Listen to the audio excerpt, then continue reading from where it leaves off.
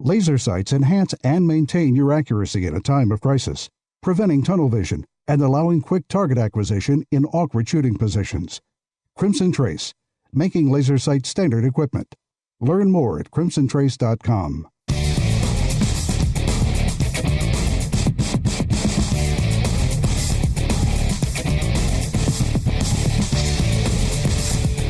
This is Tom Gresham's Gun Talk, now available on iTunes and other podcast clients, and on the free GunDealio smartphone app for iPhone and Android. Feel free to call Tom now at 1-TOM-TALK-GUN or 866-825-5486, or email Tom at guntalk.com. Now, once again, here's Tom. Welcome.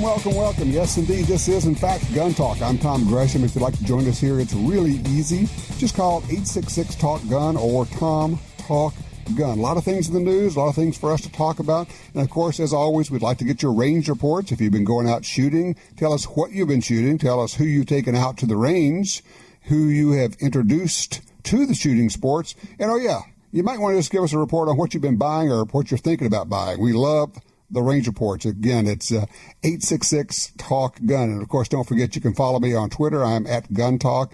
Look for Gun Talk Media on Facebook. And we're doing a lot of live Facebook things, of course, over on YouTube. We have literally thousands of videos there. Now, we, of course, like to follow what's going on with the Second Amendment battles.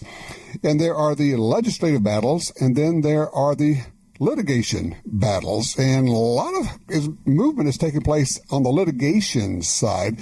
The Second Amendment Foundation has been, I like to say, in the lead on that, and certainly winning.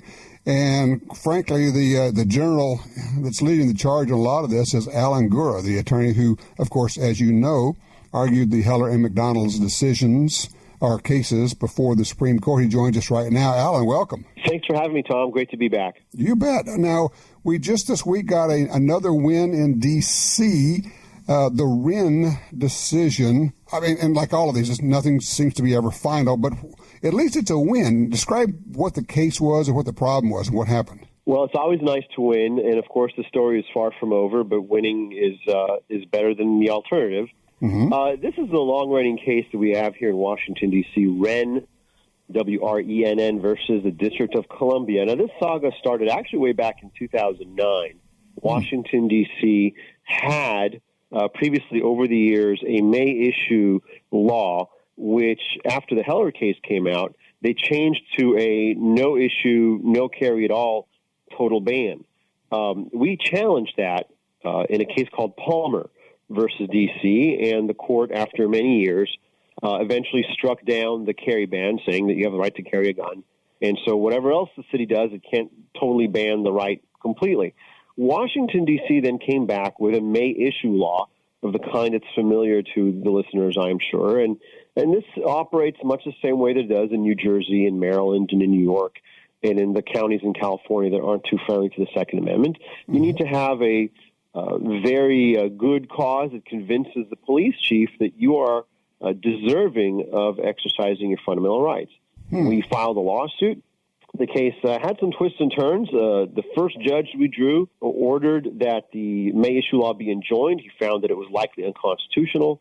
The Court of Appeals decided that the judge had not been properly assigned to the case, sent us back down to another judge. Mm-hmm. The second judge, not too friendly to our case. We appealed it. And just now, the D.C. Circuit, the Court of Appeals here in Washington, D.C., ruled that the Second Amendment guarantees a right to carry a gun for self-defense, and therefore you cannot destroy that right by saying that it's up to the police chief to decide whether you have a good reason in order to exercise it. So the court struck down the May issue law here in D.C., and we hope that if the decision stands up, that means that people will be able to obtain carry permits in Washington on a shall issue basis. What was interesting to me was the very strong language in the opinion that the judge wrote. I mean, he basically staked out the Second Amendment as being a very strong right and said that, the May issue concept basically flies in the face of Heller. That's right. We love the approach that the court took. The court did two things. First of all, the courts where we've lost these claims have often said in passing, there's a right here at stake, but let's get over to the regulatory interests. And what the court here said was very careful to say is, look, you can't just assume that the right exists. You have to actually examine its nature, its scope, its history. And if you're going to have an actual examination of this right, you'll see that it's a fairly strong right. It's a right that has some teeth in it. And so, simply observing and passing there's a right, but that's not the approach the court took. Equally, or perhaps even more importantly, the court took the approach that we prefer to take to these cases, which is a categorical approach. That is, instead of balancing the right against the government's alleged interests here in restricting it, the court simply said, look, you can just look at the fact that there's a right, and so long as there's a right to do something, here there's a right to carry a gun for self-defense, it's not up to the government to decide that there's some interest that makes the right inaccessible. There are going to be times where you see for regulation is going to fly by seeing if there's a good enough reason to sustain it. But here it's really more of a total prohibition. They've said by law that the overwhelming majority of the people will not be able to access gun carrying, and the people have this right. So if you have a law that says the people are basically not entitled to it, only a few select individuals who satisfy the police chief, that is a destruction of the right. That's akin to a total prohibition. There's no need to engage in these balancing tests where it's pretty easy for the judges to squirm out and say, well, on this hand, on the other hand. It was a strong opinion. Very strong opinion. We're very gratified to see that. All right, we're talking with Alan Gura, of course, the attorney that's really in the lead on a lot of the Second Amendment cases. So from here, where does the Wren case go? I guess you have two options, huh? Well, the city has two options. The city has, in D.C., they have 30 days to ask for the full Court of Appeals to rehear the case, or they can choose right now to petition the Supreme Court to take it. So which of those options they take is up to them. There are some, I can imagine as a lawyer, some good reasons to go with one or the other. I'm not going to guess. It's pointless to worry about it because it's out of our hands. This is a choice that the city gets to make. But we'll be ready for it, whatever happens. Okay, so some other things have been happening. We got turned down for cert on an important case. Tell me what's going on with that. Are you talking about the Bindrup case? Yes, the Bindrup case, yes. In a victory that was preserved at the Supreme Court when the government's attempt to have the court overturn one of our victories was turned aside. You may recall, your listeners may recall, that we won a case, a SAF-sponsored case, in the Third Circuit. That's a circuit that covers Pennsylvania, New Jersey, the U.S. Virgin Islands, and Delaware. And in that case, we said that if you have a conviction for a crime, and notwithstanding that conviction, there's really not a good reason for the government to take away your guns, even if it falls under the so-called federal felon in possession ban, if it's not violent, if it doesn't mean you're dangerous, if you're rehabilitated, if there's something about your personal circumstances that make you a law-abiding, responsible citizen, notwithstanding the fact that you've been convicted of something that triggers the ban, it's unconstitutional to take away your guns. The courts, the trial courts agreed with us. The Court of Appeals agreed with us, struck down the federal felon in possession ban as applied against two of my clients.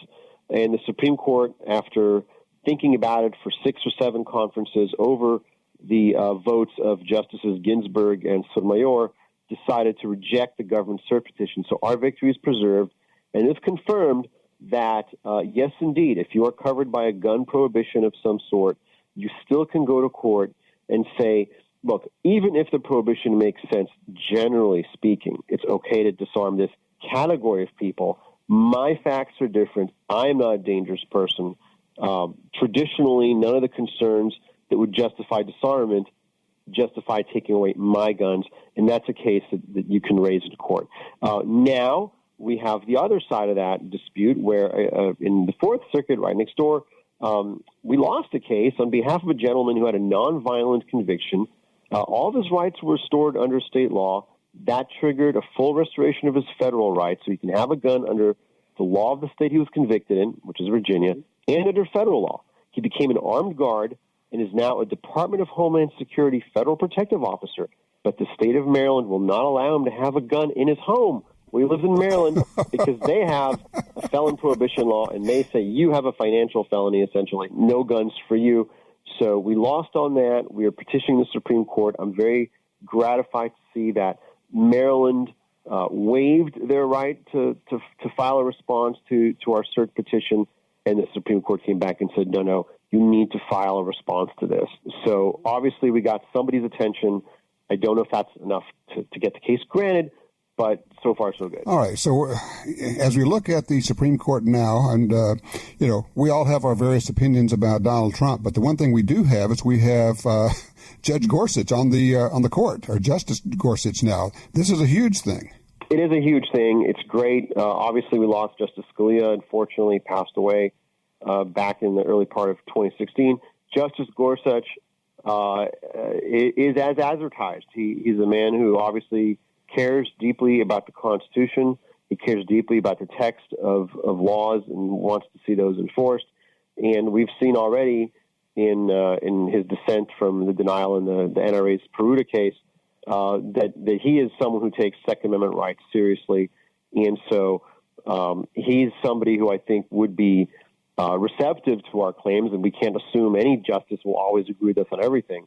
But at least we've got a fighting chance with him, it would seem. Alan, we're not going to have time to talk about all the other cases that you have going. We'll just have to get you back, okay? No problem. Be happy to do that. Thanks again for having me. Absolutely. Alan Gura, of course, the superstar attorney who's working, well, for a lot of folks, but Second Amendment Foundation is bringing a lot of these cases and doing some fabulous work. Thank you, Alan.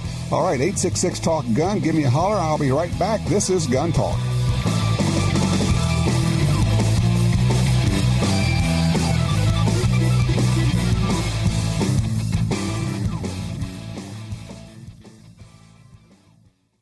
Double Tap Ammunition, loaded with quality components, hand-inspected, and made in the U.S., offering 481 loads in 82 calibers. Find your next shot at DoubleTapAmmo.net. DoubleTapAmmo.net.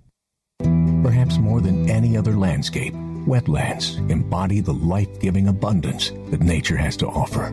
And perhaps more than any other organization, Ducks Unlimited is working to ensure that our continent's wetlands not only survive, but thrive for generations well beyond this one. The time is now to band together. The time is now to rescue our wetlands.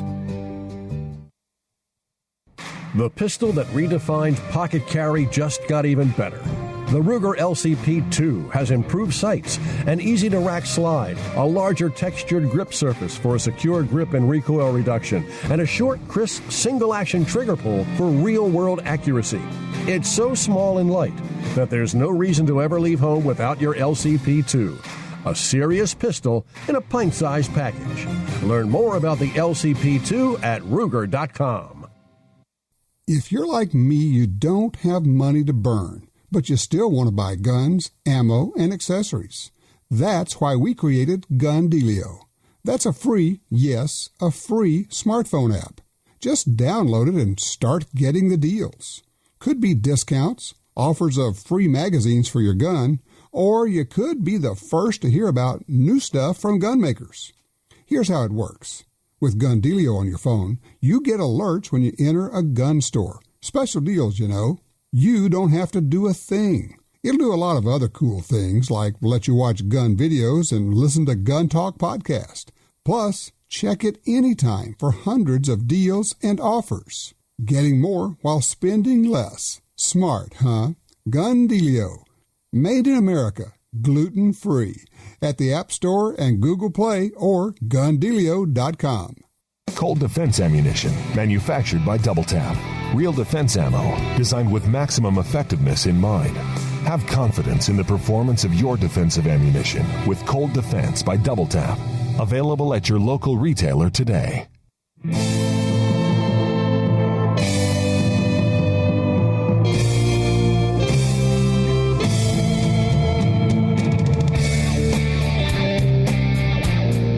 All right, continuing our gun safety discussion today. This is one that probably hits a lot closer to home for an awful lot of people. Chances are there's a decent chance you have experienced some form of this at some point in your shooting career. I get a call, and he won't mind me using his name, from my good friend Ray Elgin, who has been on the show a number of times. And he said, look, I got to tell you about something that happened. Here's the deal. Ray loves to take people out shooting, hunting, introduce them to it, or people who've been hunting a while. He just loves to take them out. He's great that way. We got a neighbor, got a friend, new friend, and the guy has been hunting, and he's got heads on the wall, and they're talking a good game, and takes him out coyote hunting. And the guy comes out, he's got a 30-06. First you go, well, yeah, I mean, it'll work, but okay.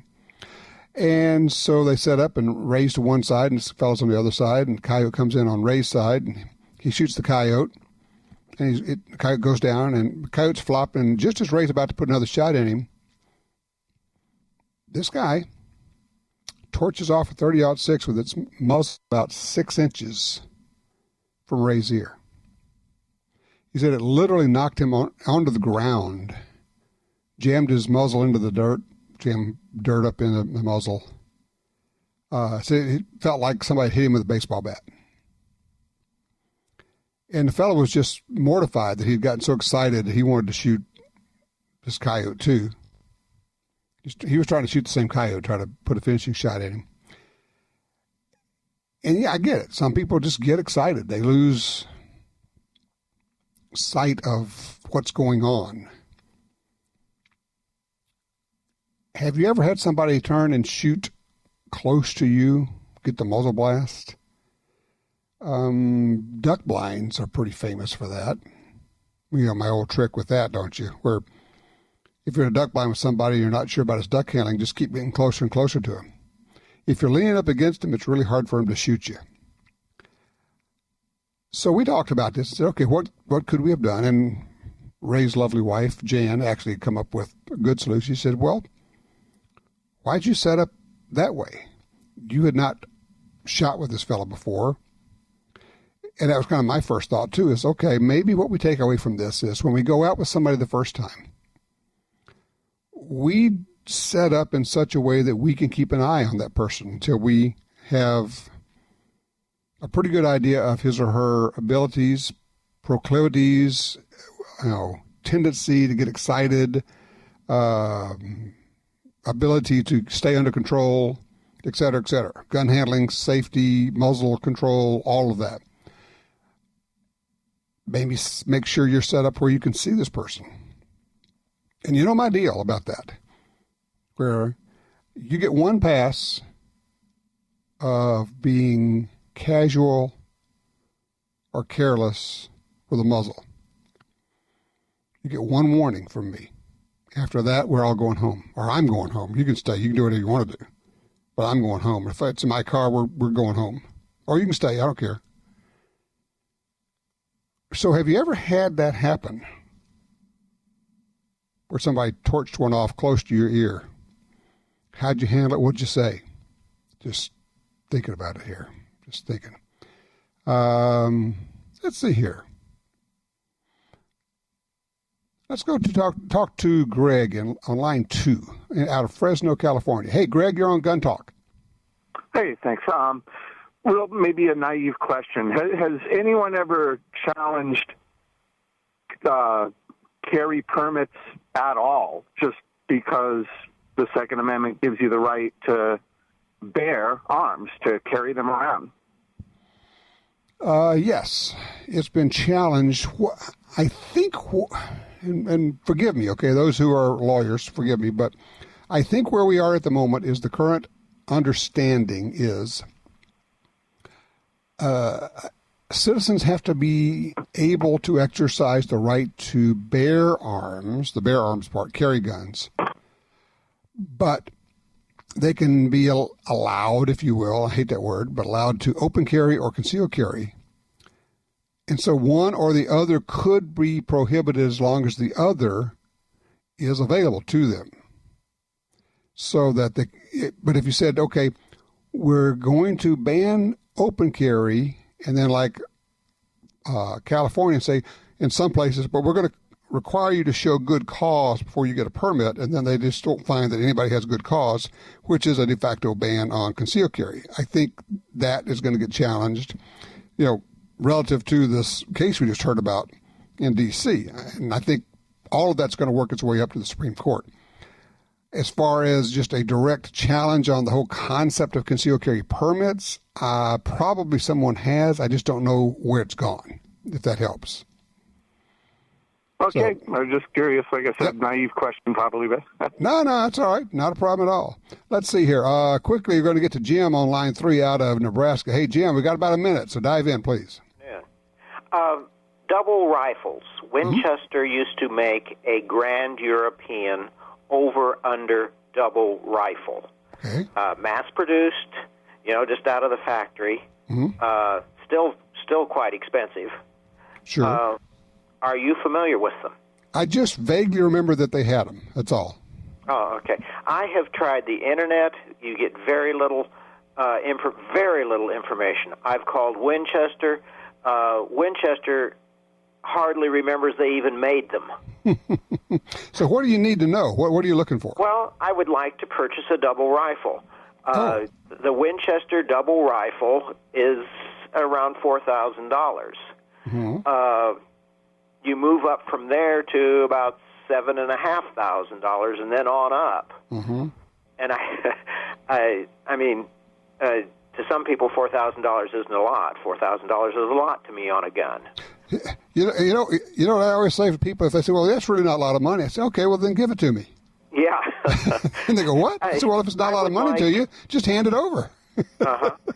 There's one at Cabela's, a Winchester Grand European, in the cartridge I would like to have. Which is? 9.3 by 74. Okay, I'm just about out of time. Here's what I'm going to suggest. Do some poking around. I don't know if you're married to over and under or if you're okay with a side-by-side, but there are a lot of used double rifles out there. And as the old guys like us are going past owning guns, young guys don't care about them. So a lot of them are hitting the market, and there are guns for sale everywhere. So I would check the double gun market. There are companies that specialize in selling double guns and double rifles. I would really survey the landscape. You're going to find something in that $4,000 to $5,000 range. 866-TALK-GUN. This is Gun Talk.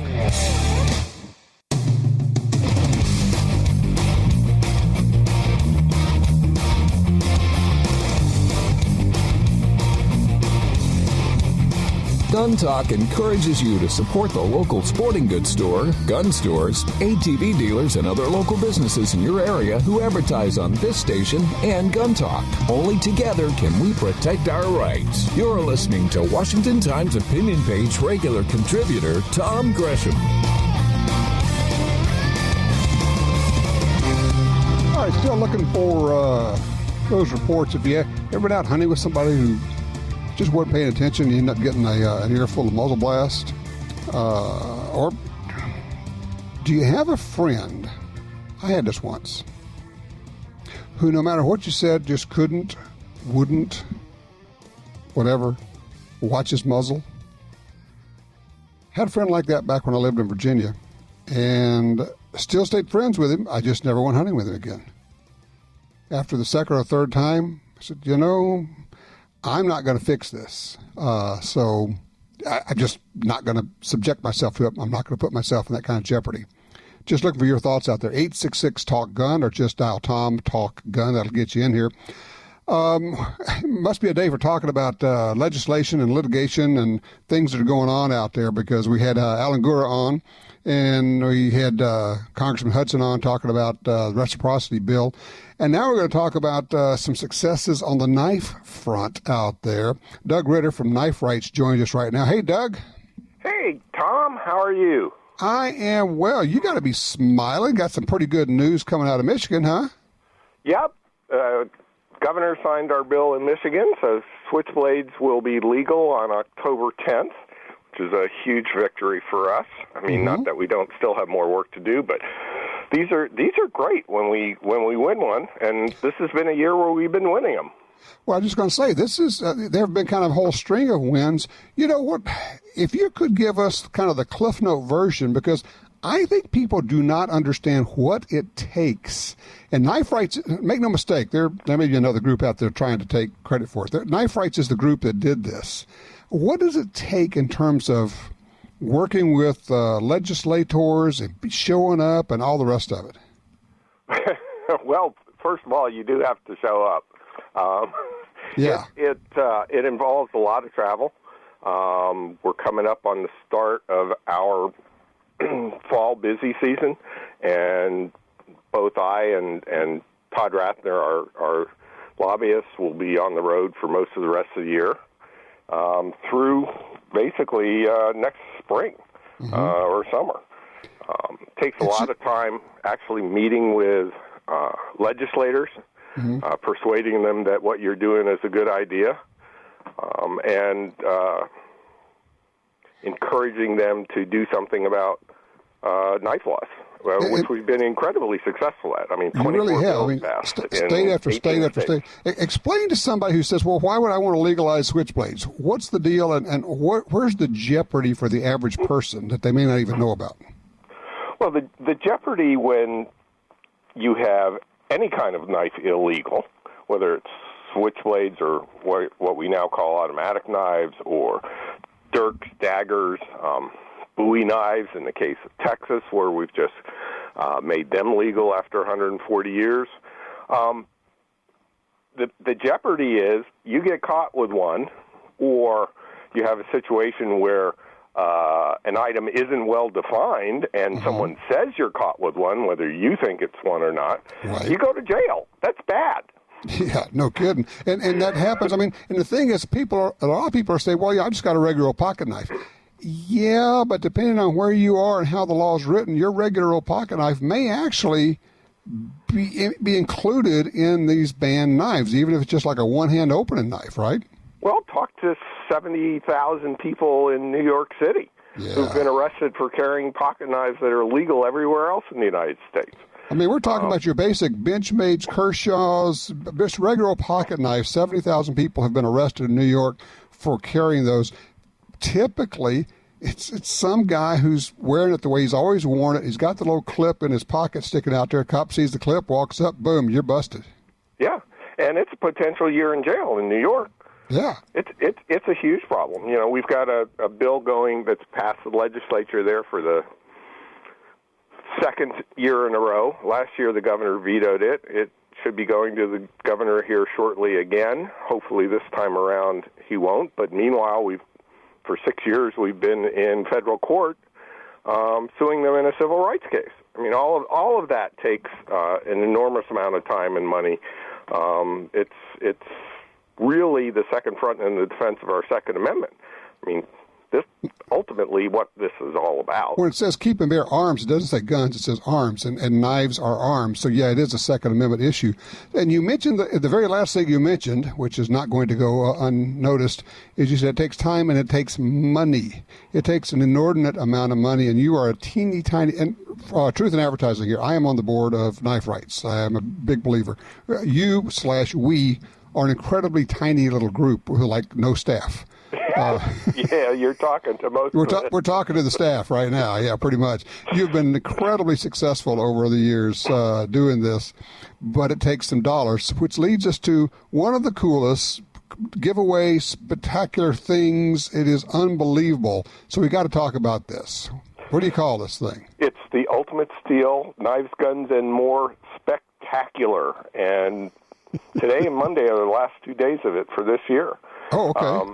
It's an incredible drawing. We've got 9 prizes valued over $4,000 or more, with a $15,000 top prize, 23 prizes valued over $2,000, 53 prizes valued over $1,000. We got knives, we got guns, we got an African safari, we've got jewelry. It's really incredible. $190,000 worth of prizes. And folks from Gun Talk do win. I just had lunch a couple weeks ago with a gentleman who heard about us on your show a few years ago, and has been donating on a regular basis, and I met him for lunch since he's in the Phoenix area and gave him his prize that he won in our early bird drawing.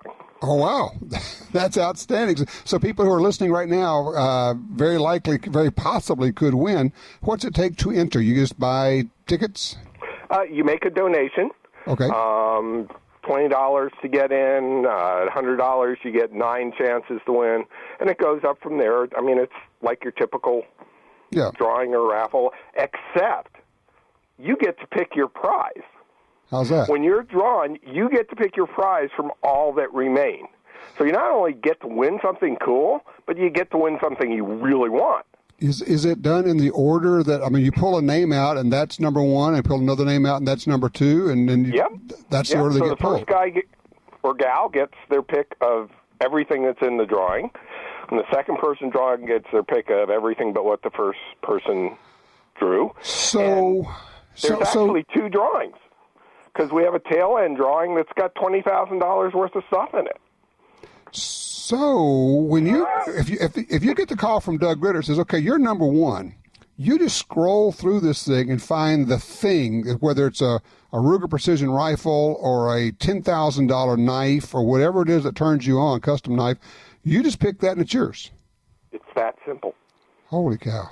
Cool. But you can't win if you don't play. You got to go. You got to make a donation. and to your point, I want to make sure people get this. So we're talking, today is the 30th. Today and tomorrow. This thing shuts down at the end of the day tomorrow on Monday the 31st. Yep. I mean, go to kniferights.org, click on the Ultimate Steel, and it's really easy to enter. Yep. You're going to see some stuff that's just going to blow your mind. I mean, we got the best prizes in. It is stunning. Some of these knives, I mean, they're beyond knives. They're just works of art. They're unbelievable. That's true. I mean, the $15,000 Ray Rybar All-American Bowie is extraordinary. I mean, we had it on display at NRA and at Blade Show, and I mean, people were practically drooling over it. I mean, it's extraordinary. And, you like guns? We got Ruger precision rifles. We got takedown DRD tacticals. We got, M&Ps. Yeah, you got all kinds of stuff. All right, so we're going to send them to the website. Kniferights.org. Kniferights.org will get you there. Click on the Ultimate Steel giveaway. You got to do it today or tomorrow to get in. Make a donation, at whatever level you want, and the more you donate, the more chances you get. Simple as that. Hey, Doug, thank you and congratulations on the Michigan win. And you're allowed to take a breath for 2 hours. Now you got to get back into it. That's about it. Take care. Thank you, Tom. You bet. Doug Ritter, I am not kidding you. One of the hardest working guys I know, and truly working with no staff and getting all this done, state after state after state, just win. It's unbelievable. Just remember the name Knife Rights, kniferights.org. Okay, we'll be right back with more Gun Talk.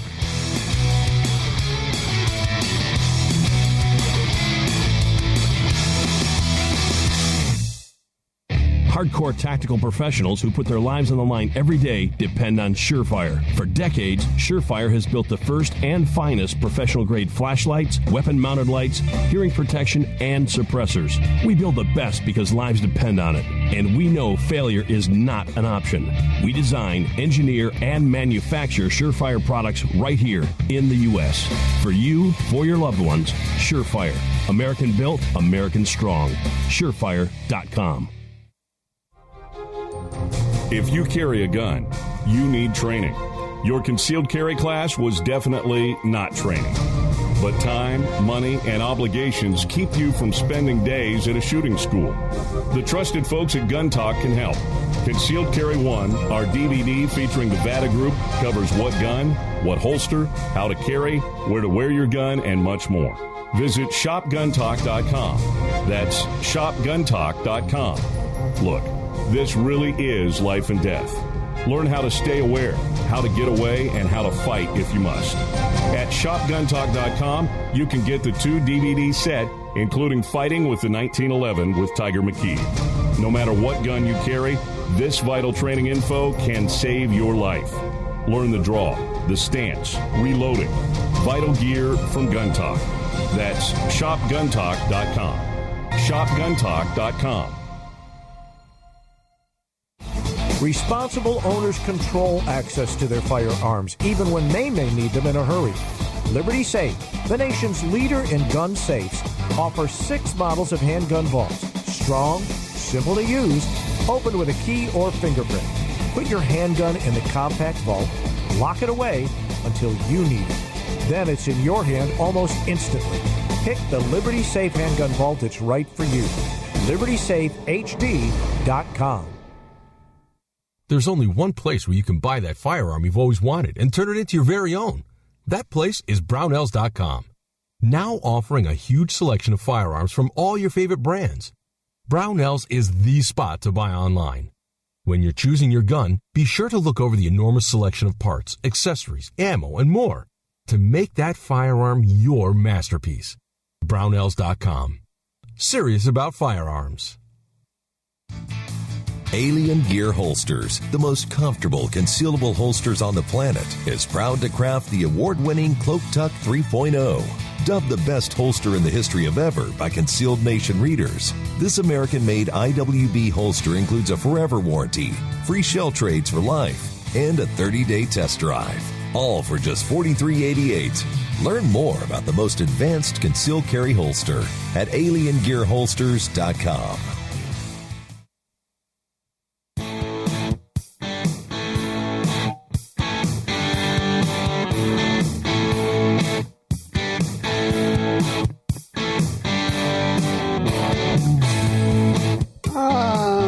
Looking at this, I don't think the regular media covered this story out of South Carolina.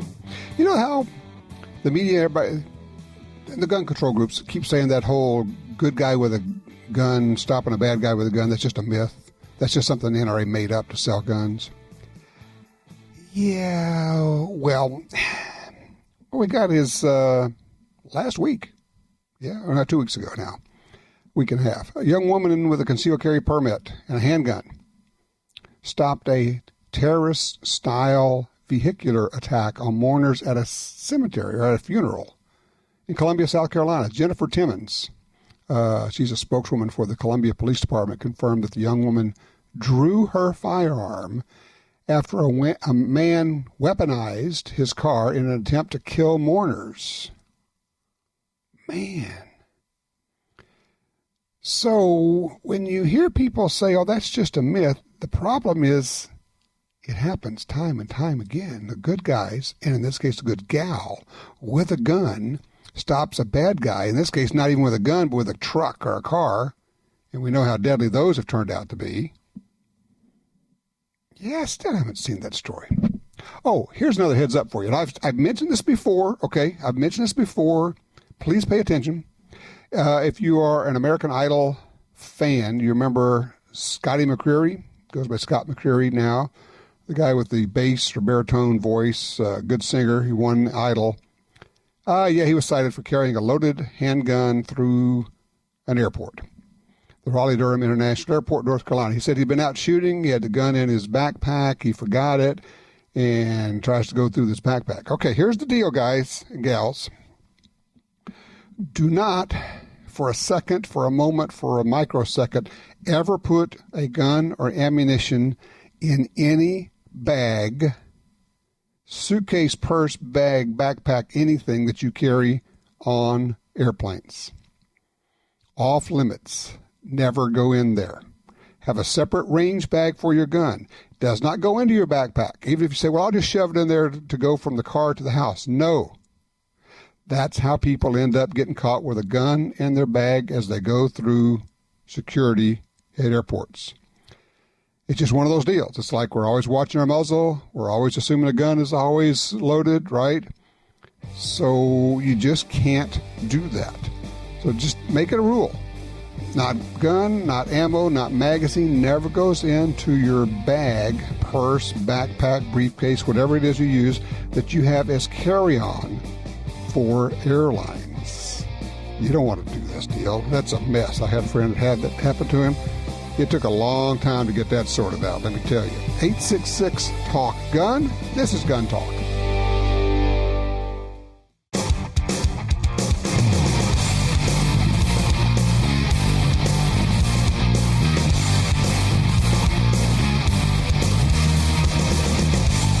right, in other good news, in Seattle, the virulently anti-gun Seattle, which passed a regulation, taxing gun sales and ammunition sales, an onerous tax, really designed to run gun stores out of town, and they did.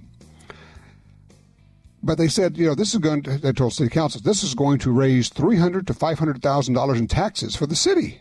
Oh, great, we'll get more revenue. Okay, they passed it, had the tax. And so Dave Workman, who is obviously at the pulling the blank down. He's a Gun Mag, senior editor at gunmag.com. Say again, Jim? No, the gunmag.com is the name of the outfit.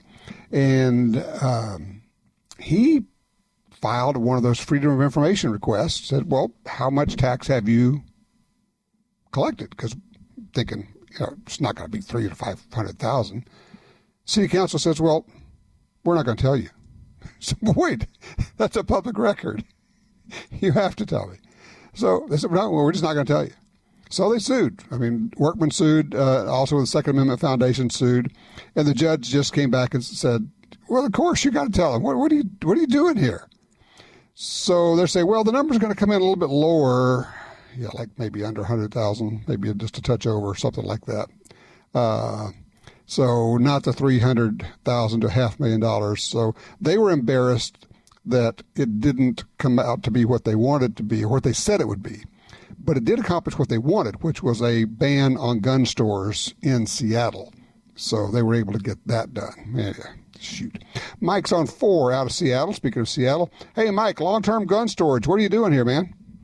Yes, I have a question about that. I have a revolver and also a long gun in a safe. I have one of those electric dehumidifying rods, and I'm probably not going to be using these things for at least a couple of years. I have a Glock that I shoot pretty regularly, so the other ones are going to be Safe Queens for a while. So is that going to be enough for long-term storage, sort of throwing them in Cosmoline, or should I be doing other things for them? Well, I would do, there are 2 options for you. One is wipe them down with a good gun oil, just a gun oil, and then put them in there and then take them out about every 6 months and wipe them down again. Not a big deal.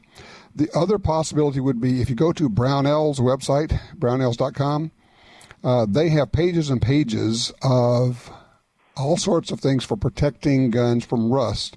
They have the coolest thing. They have these little wafers. They look like wheat thins or something, and they're called vapor barrier, VCI, vapor corrosion inhibitors.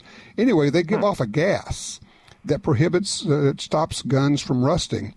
And they have long-term storage bags, like really heavy-duty plastic bags. So you could put your guns in one of those bags, one gun, one bag, and then put several of those little wheat thin type chips in there, and that will protect those guns very well.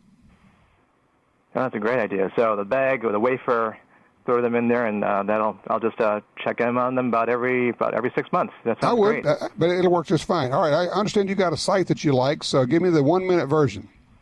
Oh yeah, so there is I hate to admit it, but I got middle-aged eyes, so old traditional notch and post sights don't work as well. Speed sights is something I've been working with, and it actually is pretty good. They're larger sights. They have a pretty prominent diamond-shaped front and rear, so they won't have the typical light bars you would want to see, but as far as having both a mix of easier acquisition with older eyes and maybe even a little precision there, it seems like a good combination. Okay, well, look, we're all looking for all the help we can get, especially as our eyes get older. Somebody sent me a note that says, why don't all makers of semi-automatic pistols now include the ability to put optical sights on them? But, that's a good question. I'll start asking gun makers. All right, coming up, August, which is next week, is Shooting Sports Month. So we'll be talking about that when we come back with the NSSF. Also looking for your range reports. What have you been shooting? Who have you taken out to the range? 866-TALK-GUN.